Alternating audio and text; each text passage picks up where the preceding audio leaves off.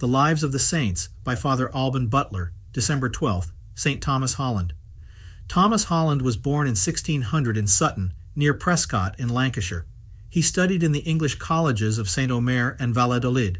In 1623, Charles Stuart, Prince of Wales, went to Madrid to negotiate his marriage to the Infanta Maria. Thomas was chosen to welcome him on behalf of the English students. The speech he delivered on that occasion in Latin produced great satisfaction, it is said, in His Royal Highness and his retinue. Thomas was fluent in French, Flamenco, Spanish, and Latin. His companions nicknamed him Bibliotheca Pietatis, the Pious Library, because of his knowledge and virtue. Thomas entered the Society of Jesus. In 1635, he was sent to the mission in England. In spite of his poor health and the difficulties that beset the missionaries in London at that time, the Blessed worked with great devotion for 7 years. On October 4th, 1642, he was arrested as a suspect.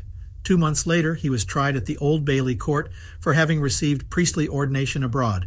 The 4 witnesses failed to prove his guilt. Thomas refused to take the oath that he was not a priest. The court found him guilty. The Lord Mayor and other lawyers were very dissatisfied with the verdict, so that the judge pronounced the sentence almost against their will. Many people went to visit the Blessed in prison during the 2 days preceding the execution.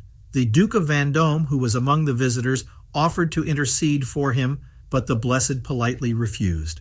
On Sunday, he heard many confessions and was able to celebrate Mass. He also celebrated it the next day, shortly before leaving for Tyburn.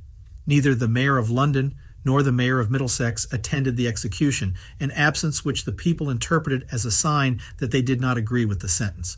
The martyr openly declared before the crowd that he was a Catholic, a priest, and a Jesuit, and prayed aloud for the king and the people, for whose prosperity and conversion to Catholicism, if I had as many lives as there are hairs on my head, or as drops of water in the ocean, or as stars in the firmament, I would not hesitate to sacrifice them.